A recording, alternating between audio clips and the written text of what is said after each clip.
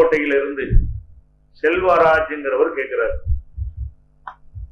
என்ன கேட்கிறார்னா, நீங்கள் அல்லாஹ்வை இறைவன் என்று நம்புகிறீர்கள், அதுதான் உண்மையான கடவுள் என்றும் நீங்கள் சொல்கிறீர்கள். அந்த உண்மையான கடவுளை ஏற்றுக்கொண்டிருக்கக்கூடிய நம்புகிற முஸ்லிம்கள் தான் உலகத்துல அதிகமாக கஷ்டப்படுகிறார்கள், அதிகமாக மற்ற சமுதாய மக்களால் தொல்லைப்படுத்தப்படுகிறார்கள், போர்க்களங்களில கொன்று குவிக்கப்படுகிறார்கள். அப்ப அந்த உண்மையான, நீங்கள் நம்புவது உண்மையான இறைவன் என்று சொன்னால் முஸ்லிம்களை ஏன் அந்த இறைவன் பாதுகாக்கவில்லை? முஸ்லிம்களுக்கு எந்த பாதிப்பும் இல்லாமல் இருந்தால் தானே அது உண்மையான கடவுளா இருக்க முடியும் அப்படிங்கிறது கேட்கிறார். இது ஒரு ஒரு மக்கள்கிட்ட இருக்கக்கூடிய ஒரு சந்தேகம் தான், பரவலாக இருக்கிறது. ஒரு கேட்டிருக்கிறார். நீங்க உலகத்துல பார்த்தீங்கன்னு சொன்னா முஸ்லிம் நாடுகள் தான் இந்த வல்லரசுகளால் குறிவைக்கப்பட்டு கொத்து குண்டுகள் வீசப்பட்டு லட்சக்கணக்கான பேர் கொன்று குவிக்கப்படுகிறார்கள். இந்த அளவுக்கு வேற எந்த சமுதாயமும் அநீதிக்கு உள்ளாக்கப்படவே இல்லை. அதை பார்க்கிறோம். இந்தியா போன்ற நாடுகள்ல எடுத்துக்கொண்டீர்களே ஆனால் முஸ்லிம்களுடைய அவங்களுக்கு சொந்தமான பள்ளிவாசலை கூட இடிக்கிறார்கள். அதை கூட காப்பாற்றுறதுக்கு உங்க அல்லாஹ் வரல, அவங்க சட்டப்படி தீர்ப்பளிக்கிறார்கள், இந்த பள்ளிவாசம் உங்களுக்கு சொந்தம் இல்லைன்னு சொல்லி. அதை தட்டி கேட்கறதுக்கு என்ன செய்யல, உங்களுடைய அல்லாஹ் வரவில்லை. அதே மாதிரி அவர் கேட்டதை நான் டெவலப் பண்ணி சொல்றேன். இந்த கேள்வியெல்லாம் டெவலப் பண்ணிட்டா தான் பதில் முழுமையா இருக்கும். அதே மாதிரி நீங்கள் ஹஜ்ஜிங்கிற ஒரு புனித யாத்திரை போறீங்க, போகும்போது அங்கேயே ஹஜ்ஜிலே இறந்து போயிடுறீங்க, நெரிசல்ல செத்துடுறீங்க, கிரேன் விழுந்து செத்து போயிடுறீங்க. அங்க திடீர்னு ஒரு நோய் ஏற்பட்டு அதுல மரணித்து விடுகிறீர்கள். அந்த இறைவனை வணங்குவதற்கு தானே போனீர்கள், போன இடத்துல எதுக்கு நீங்க சாவணும்? இப்படிங்கிற மாதிரியும் அந்த கேள்வி மக்கள் உள்ளத்துல இதெல்லாம் இருக்கிறது. அதே மாதிரி ஒரு பள்ளிவாசலுக்கு துளை போய்கிட்டு இருக்கும் போது ஆக்சிடென்ட்ல இறந்து போயிடுறான். நீங்க பள்ளிவாசலுக்கு தானே போனீங்க, நீங்க எதுக்கு ஆக்சிடென்ட்ல போனீங்க? புனித ரமலான் மாதத்துல நீங்கள் நோன்பு வைத்திருக்கும் பொழுது உங்களுக்கு ஏதாவது துன்பம் ஏற்பட்டு நீங்கள் மரணித்து விடுகிறீர்கள். அப்ப இறைவனுக்காக நீங்கள் செஞ்ச தவம் இருந்தாலும் கூட உங்களுக்கு துன்பம் ஏற்பட்டு வருகிறது. அது மாதிரியான ஒரு பெரும்பான்மை சமுதாயத்தை சேர்ந்தவர்கள் சில பேர் வெறியூட்டப்பட்டு சிறுபான்மைக்கு எதிராக கலவரங்கள் நிகழ்த்தப்படுகின்றன. அதுல முஸ்லிம்கள் தான் அதிக அளவுல அவங்களுடைய உயிர், உடைமை, பொருள் எல்லாம் சூறையாடப்படுகிறது. கடுமையான கஷ்டத்தை அவர்கள் அனுபவிக்கிறார்கள். இவ்வளவு சிரமங்கள் அவர்கள் படுவதை பார்க்கும் பொழுது அப்ப இறைவன், முஸ்லிம்கள் எந்த இறைவனை, நாங்க தான் வேற வேற யாரையும் நம்புறோம், கல்ல நம்புறோம், மண்ணை நம்புறோம்னு சொல்றீங்க. அவர் கேள்வி கேட்டவருடைய பாசையில நீங்கள் சர்வசக்தனா இருக்கக்கூடிய, நினைத்ததை முடிக்கக்கூடிய, அந்த ஏக பரம்பொருளா இருக்கக்கூடிய ஒரு இறைவனை வணங்குகிறீர்கள், அவனை நீங்க தான் சரியாக புரிந்து கொண்டிருக்கிறீர்கள் என்று வாதம் வைக்கிறீங்க. அப்படி வாதம் வைக்கக்கூடிய முஸ்லிம்களை இறைவன் காப்பாற்றணுமா இல்லையா?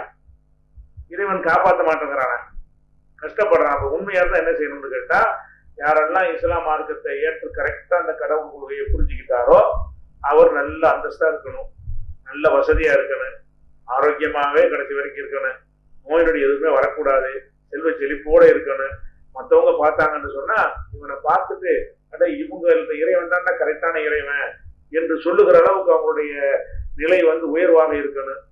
அவர்கள் மற்ற சமுதாயத்தால் அழிக்கப்படாம தாக்கப்படாத அளவுக்கு அவங்கள கை வைக்கிறதுக்கு எல்லாரும் பயப்படணும். அப்படிங்கிற மாதிரியான ஒரு நிலை இருந்தா தானே உங்களுடைய இறைவன் உண்மையானவன் அப்படின்னு நீங்க சொல்ல முடியும். அப்படிங்கிறது ஒரு ஒரு கேள்வி. அந்த கேள்வியுடைய அடிப்படை தான் அந்த கேள்வி கேட்கிறாங்க. இப்ப இதுல இஸ்லாத்தினை பொறுத்த வரைக்கும் இதற்கு தெளிவான விளக்கம் எங்க மார்க்கத்துல சொல்லப்பட்டு இருக்கிறது.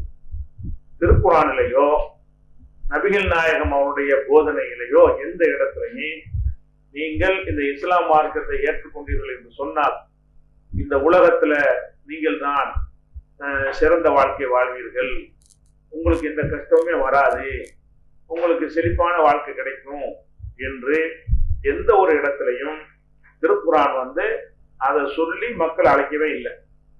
அப்படி எந்த ஒரு கேரண்டியும் கொடுக்கவே இல்லை. மாறாக எப்படி எங்களுக்கு இஸ்லாம் சொல்லி தருகிறது என்று சொன்னால் அதிகம் அதிகம் அதிகம் அதிகம் துன்பத்திற்கு உள்ளானவர்கள் இறை தூதர்கள் தான்.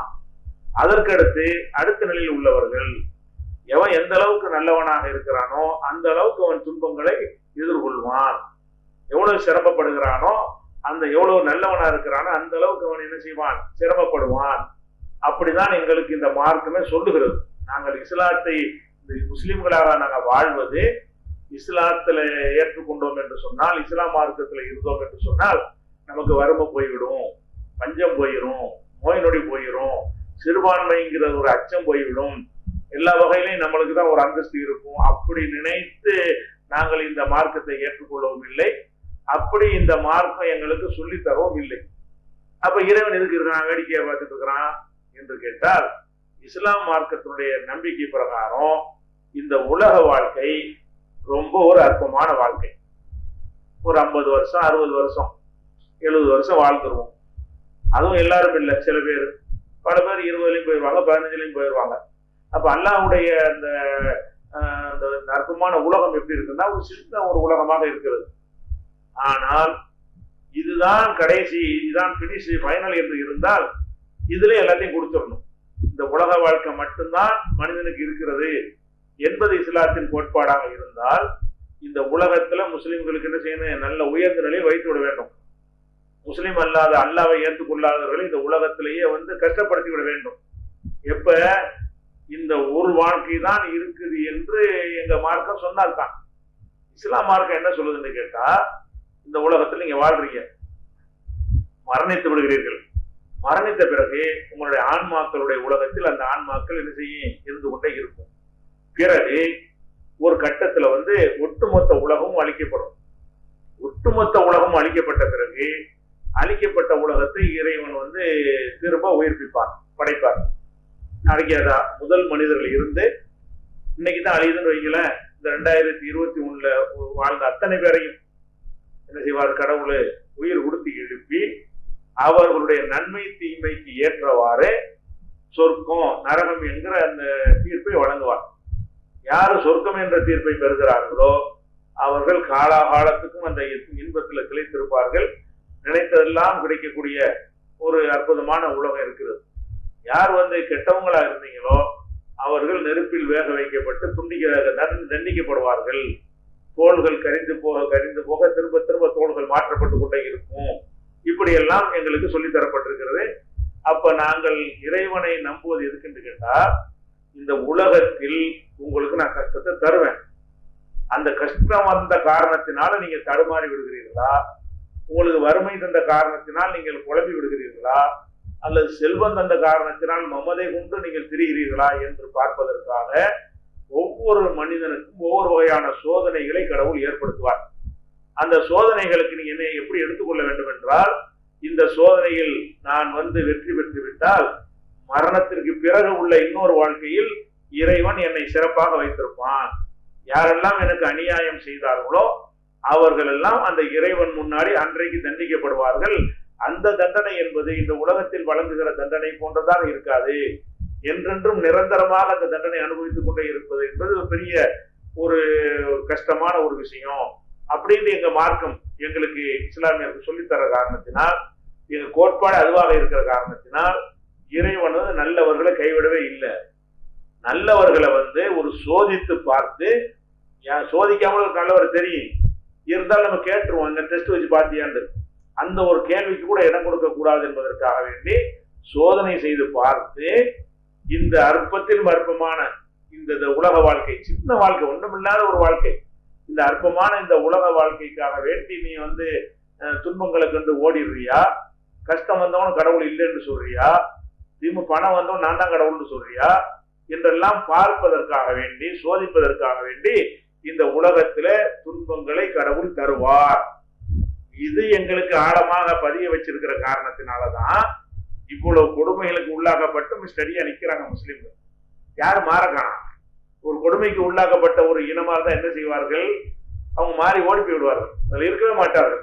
அப்ப முஸ்லிமாக இருக்கிறதே கஷ்டம் என்கிற அளவுக்கு நெருக்கடிகள் கொடுக்கப்பட்டாலும் எந்த ஒரு காலகட்டத்திலையும் அந்த நெருக்கடிகளுக்கு பயந்து முஸ்லிம்கள் அந்த இஸ்லாம்ங்கிற வாழ்க்கை நெறிய விட்டு தரவே மாட்டார்கள். ஏன் என்று கேட்டால், இறைவன் எங்களை பார்த்து கொண்டிருக்கிறான். இந்த கஷ்டங்களுக்கெல்லாம் எங்களுக்கு பரிசு உண்டு, இந்த கஷ்டங்களுக்கெல்லாம் ஒரு கூலி கிடைக்கும். இறைவன் நம்மளுக்கு நம்ம திருப்தியடையக்கூடிய லஹும் ஃபீஹா மா தஸ்தஹில் அன்ஃபுசு, எல்லா மனிதர்கள் விரும்பக்கூடிய அனைத்தும் அவர்களுக்கு எங்கே கிடைக்கும். ஹாலிதீன ஃபீஹா, என்றென்றும் நிரந்தரமாக இருப்பார்கள் அப்படிங்கிற ஒரு வாழ்க்கையை இறைவன் வைத்திருக்கிறான். இப்ப படைச்ச இறைவனுக்கு திரும்ப படைக்கிறது கஷ்டம் கிடையாது. இப்ப நம்மளை படைச்சதும் ஒண்ணும் இல்லாம இருந்தா படைத்தான். ஒரு கட்டத்துல இந்த பிரபஞ்சம் எதுவுமே இருக்கவில்லை. ஒன்றும் இல்லாமல் இருந்து படைத்த இறைவனுக்கு இன்னொரு தடவை நம்மை படைப்பது சிரமமானது இல்லை, எளிதானதுதான். ஃபர்ஸ்ட் படைக்கிறது தான் சிரமம்னு சொல்லலாம். இறைவனுக்கு அது சிரமம் கிடையாது. மனிதன் பார்வையில சொல்வதா இருந்தால் ஒரு செய்தியை, ஒரு செயலை முதல்ல படைக்கிறது கஷ்டம். அதை இன்னொரு செய்யறானா ஈஸியா செஞ்சுருவான். அப்படி ஒரு விஷயம். அப்ப இறைவனை பொறுத்த வரைக்கும் அவன் ஆரம்பத்திலே நம்மளை படைச்சிட்டான். நாம் எனக்கு 65 வயசு ஆகுதுன்னு சொன்னா 70 வயசுக்கு முன்னாடி நான் என்னவா இருந்தேன்? 70 ஆண்டுகளுக்கு முன்னாடி நான் எங்க இருந்தேன்? என்னவாக இருந்தேன்? என்னவாகவும் இருக்கவில்லை, எங்கேயும் இருக்கவில்லை. ஒன்றுமே இல்லாத என்னை படைத்த இறைவனுக்கு இப்படி என்னை உருவாக்கி பார்த்த பிறகு திரும்ப படைக்கிறது கஷ்டமா? ரொம்ப எளிதாக படைத்து விடுவான். அப்படி நாங்க நம்புற காரணத்தினாலதான் நீங்க கேள்வியில கேட்கறீங்களே, அந்த நோக்கத்திற்கு இஸ்லாத்துக்கு நாங்க இருக்கவே இல்லை. இந்த நோக்கத்திற்கு உலகத்துல ஜாலியா இருக்கலாம், சந்தோஷமா இருக்கலாம். அந்த ஒரு இறைவனை ஏற்றுக்கொண்டு விட்டால் நம்ம தான் உலகத்துக்கு ராஜா. நம்ம எம்எல்ஏவா இருக்கலாம், மந்திரி ஆகிடலாம், கலெக்டர் ஆகி விடலாம், அதிகாரத்துக்கு வந்துடலாம், உலகத்திலே கோடீஸ்வரனா நம்ம தான் இருக்கலாம் அப்படிங்கிறதுக்காக வேண்டிய நாங்க வர்றோம். அதுக்கு நாங்கள் எங்கள் இறைவன் அப்படியே சொல்லி தரவும் இல்லை, எங்கள் குர்ஆன் எங்களுக்கு அப்படி போதிக்கவும் இல்லை. அதை பின்பற்றி நடக்கக்கூடிய நாங்களும் அப்படி நம்புவதும் இல்லை. அதனால இந்த உலகத்தில் நீங்க என்னென்ன அயோக்கியத்தனங்கள் எங்களுக்கு எதிராக யார் செஞ்சாலும் சரி, இறைவன் பார்த்து கொண்டிருக்கிறான். இதற்கெல்லாம் ஒரு முடிவு இருக்கிறது. இறைவன் நாடினால் உலகத்திலே கொடுப்பான், அவன் அதிகாரம். இல்லை என்று சொன்னால் மரணத்திற்கு பிறகு உள்ள வாழ்க்கையில ஒருவனும் தப்ப முடியாது. அங்க லஞ்சம் கொடுக்க முடியாது, ஏமாற்ற முடியாது, கடவுள்கிட்ட போய் சொல்ல முடியாது. ஒவ்வொரு மனுஷனுடைய அத்தனை ரெக்கார்டுகளும் இறைவன் துல்லியமாக பாதுகாக்கப்பட்டு இருக்கிறது. அதை வைத்து இறைவன் அனைவரையும் தண்டிப்பான் என்று நாங்க நம்புறதுனாலதான் கொடுமைக்காரன் கை ஓங்குனா கூட நாங்க இடிச்சே போக மாட்டோம். ஏன் ஓங்க, எவ்வளவு முடியுமோ பார்த்துக்க. அப்ப குர்ஆன்ல கூட இப்படி இருக்குன்னு கேட்டா, நீங்க இந்த உலகத்திலே இறைவன் கணக்கு தீர்ப்பவனாக இருந்தால் மாத்திரக்கு அலைகாமின் தாபத்தின், இந்த மண்ணுலகில ஒரு உயிரினத்தை விட்டு வைக்க மாட்டான்ல, அழிச்சிருப்பான். அப்பவே உலகத்திலே கணக்கு தீர்க்கணுமா இருந்தால் கடவுளை இல்லைங்கிறான், அவனை விட்டு வச்சிருக்கிறான். ஒரு கல்லை எடுத்துட்டு தான் கடவுளுங்கிறான், அதுக்காக அவன் அழிக்க மாட்டேங்கிறான். எவ்வளவு அநியாயம் பண்றான், அழிக்க மாட்டேங்கிறான். அப்ப நான் உலகத்திலே கணக்கு தீர்க்க நினைத்தா ஒத்த மிஞ்ச மாட்டீங்க, தப்பு செய்யாத யாருமே கிடையாது. ஆனால் இன்னொரு நாளுக்காக வேண்டி பார்வைகள் நிலை குத்தி கடவுள் முன்னாடி நிற்பீர்களே, அந்த ஒரு நாளுக்காகத்தான் உங்களை விட்டு வைத்திருக்கிறான் என்று குர்ஆன் மூலமாக எங்களுக்கு இஸ்லாம் எச்சரிக்கிறது. அப்ப இந்த எச்சரிக்கையின் அடிப்படையில் நீங்க பாத்தீங்கன்னு சொன்னா, இப்ப நாங்க ஹஜ்ஜிக்கு போறோம்.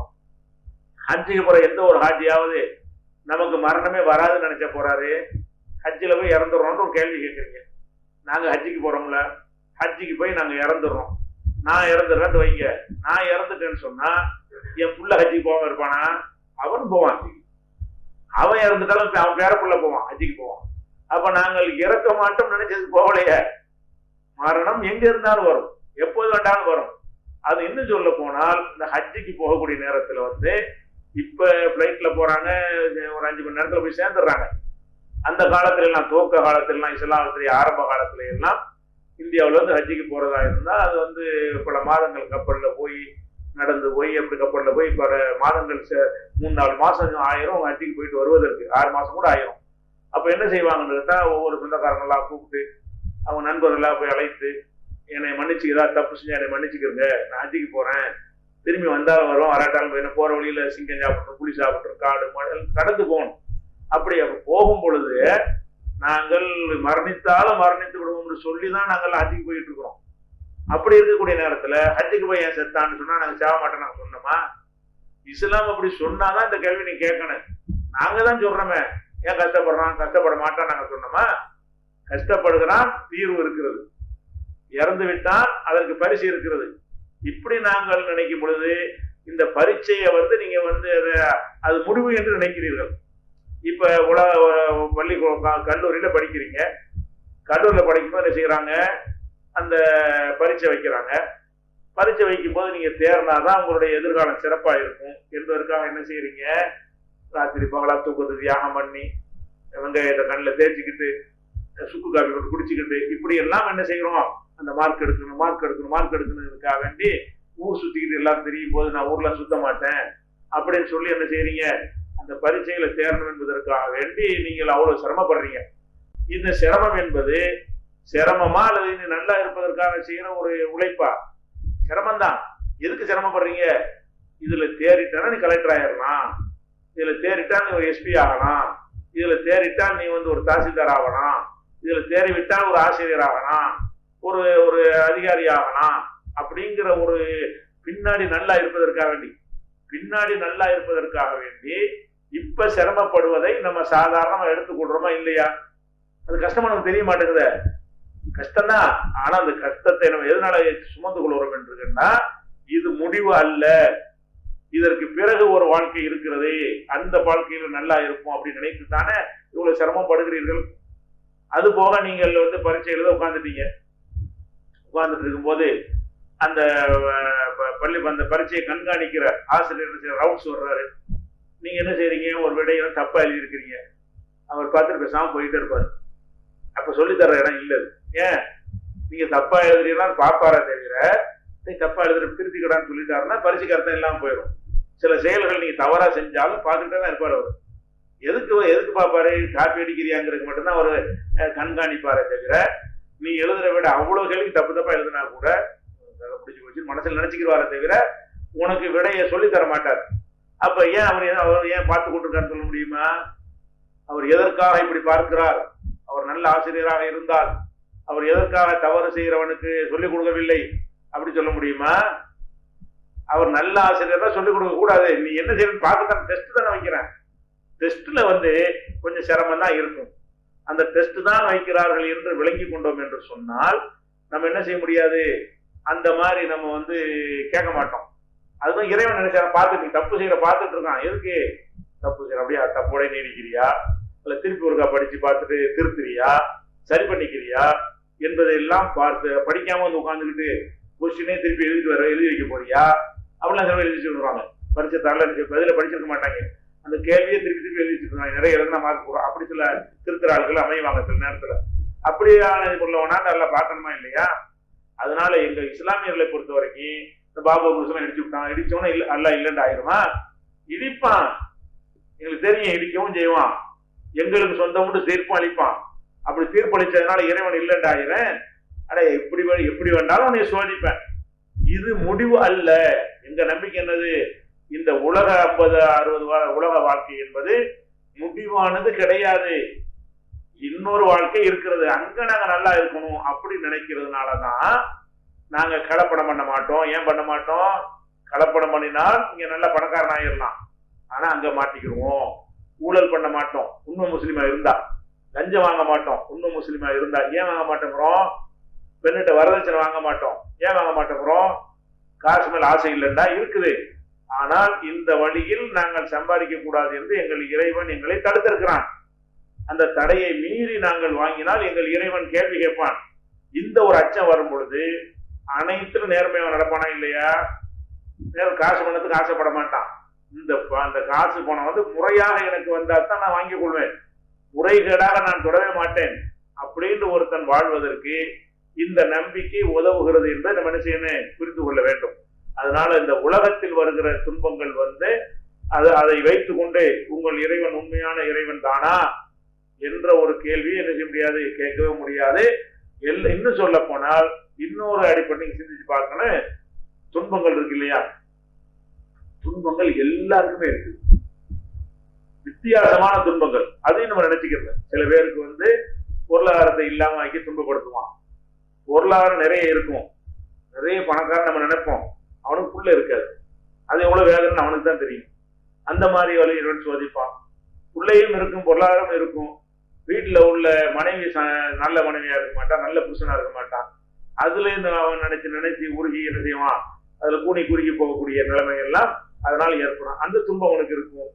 அல்லது என்ன செய்ய, காசு நிறைய இருக்கும், அதை அனுபவிக்க முடியாம அவனுக்கு என்ன செய்யும், அதை சாப்பிடாத இதை சாப்பிடாத, உனக்கு பிரஷர் இருக்கு, உனக்கு கொலஸ்ட்ரால் இருக்குது, உனக்கு அது இருக்குது இது இருக்குது என்று சொல்லி அவ்வளவு பார்த்து பார்த்து ஏங்க முடியுமே தவிர திங்க முடியாது. துன்பம் தானே. அப்ப துன்பங்கிறது வந்து உலகத்துல எல்லாருக்கும் இறைவன் கொடுத்திருக்கான் என்கிற இன்னொரு பாடத்தை இஸ்லாம் எங்களுக்கு சொல்லி தந்து எங்களையே துன்பப்படுறவன் ஆக்கி மற்றவன்லாம் இன்பத்துல வாழ்றவனா ஆக்கவே இல்லை. எவ்வளவு உயர்ந்த இடத்துல நீங்கள் இருக்கிறான்னு நினைக்கிற ஒருத்தனா இருந்தாலே அவனுக்குள்ளே என்ன செய்யும், ஒரு பெரிய துன்பம் இருந்துகிட்டு தான் இருக்கும். யாருக்கும் அவன் அவன் அவன் படுற துன்பம் யாருக்குமே இருக்காது. அப்படிப்பட்ட கஷ்டத்தை அவன் பெறுவான். இப்படியான ஒரு ஆறுதல் மொழி இஸ்லாம் எனக்கு சொல்லுகிறது. அதனால இந்த உலகத்தில் வந்து எந்த மாதிரியான இன்ப துன்பங்கள் எங்களுக்கு வந்தாலும் சரி, அது வந்து எங்கள் நம்பிக்கையை சிதைப்பது இல்லை. ஏனென்றால் நாங்கள் அப்படி சவால் விடுறது கிடையாது. இங்க மட்டும் வந்து பாரு அப்படிலாம் சில பேர் பிரச்சாரம் பண்ணுவாங்க. இங்க வா, உன்னை விடுவிக்கிறார், உன்னை போக்குகிறார், உன்னை அப்படி செய்கிறார், இப்படி செய்கிறார். அப்படி இஸ்லாம் வந்து எந்த வாக்குறுதியும் கொடுக்கவில்லை. இன்னும் சொல்ல போனா முகமது நபி அவர்கள் அவங்கதான் எங்களுக்கு ஒரு அத்தாரிட்டியை நாங்க வைத்துக் கொண்டிருக்கிறோம். அவர்கள் இஸ்லாத்தை சொன்னதுனால உடனே ஜெயஜெயன் இருந்தார்களா? கோடீஸ்வரரா இருந்தார்கள், ஊர்ல பெரிய பணக்காரரா இருந்தார்கள். 40வது வயசுல இந்த கொள்கையை சொன்ன உடனே அவங்கள வந்து பலவிதமான துன்பங்களுக்கு ஆளாக்கினார்கள். கடைசியில் இந்த ஊர்ல வசிக்க முடியாத நிலை ஏற்பட்டு கொலை செய்வதற்கு திட்டம் போடும் பொழுது ஊரை விட்டு ஓடுகிற நிலைமை ஏற்பட்டுச்சு. அப்ப அவர் அவர் சொல்லலை, முகமது நபி என்னை கை வைக்க முடியாதுன்னு சொன்னாரா? அப்புறம் அந்த ஊருக்கு அங்க போய் நினைஞ்சாரு, கஷ்டம், சாப்பாடு கஷ்டம், போதுமான உடை இல்லை, போதுமான இருப்பிடம் இல்லை, எல்லாருக்குமே அவ்வளவு சிரமத்துக்கு மத்தியில தான் அந்த கொள்கையில் எல்லாரும் இருந்தார்கள். அப்ப வீட்டு வாச சொத்து சுகம் எல்லாம் இருக்கிறத விட்டுட்டு ஓடுற அளவுக்கு இருந்தாங்க.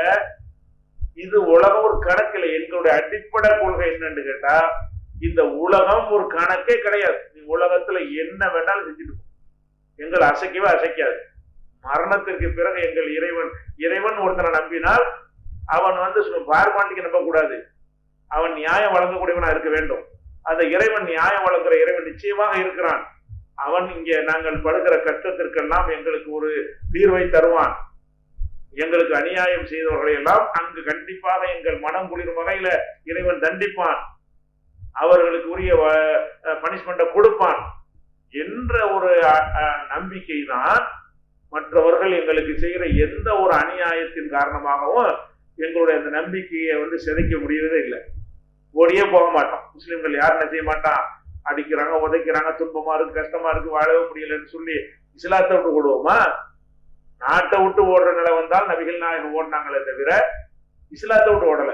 இங்க இருந்தால் இஸ்லாத்தை கடைப்பிடிக்க முடியாதுங்கிறியா, இஸ்லாம் தான் எனக்கு வேணும்னு எல்லாத்தையும் விட்டு ஓடினாங்க. வீடு வாச பங்களா, ஊர்ல பெரிய பணக்காரங்க அவங்க தான், அதெல்லாம் விட்டுட்டு ஓடினார்கள். அதுல எங்களுக்கு என்ன பாடம் இருக்கு? முகமது நபிக்கு எப்படி இல்லை, எங்களுக்கு என்ன இருக்க போகுது? முகமது நபி இப்படி சொகுசா வாழலையே, அவர் கஷ்டப்படத்தானே செஞ்சாரு.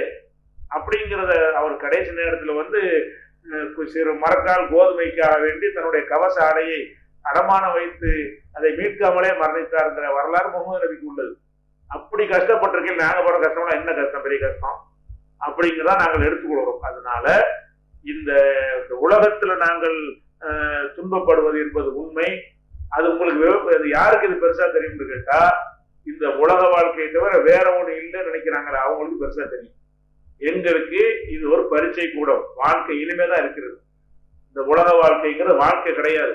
இந்த பரீட்சைக்கு அப்புறம் தான் எங்களுடைய எதிர்காலமே இருக்கிறது என்று நாங்கள் நம்புகிற காரணத்தினால் எங்களுக்கு வந்து எந்த இழப்பும் இல்லை. நாங்கள் நம்புகிற அந்த உண்மையான மெய்யான இறைவன் எங்களுடைய எல்லா கஷ்டங்களுக்கும் அவர் வந்து பரிசு தருவாரு. எங்களுக்கு அநீதிழைத்த அனைவரையும் இறைவன் அவனுடைய வல்லமையை கொண்டு தண்டிப்பார் என்ற அந்த நம்பிக்கையின் அடிப்படையில தான் நாங்கள் வாழ்ந்து கொண்டிருக்கிறோம். அப்படிதான் இஸ்லாம் எங்களுக்கு சொல்லுகிறது.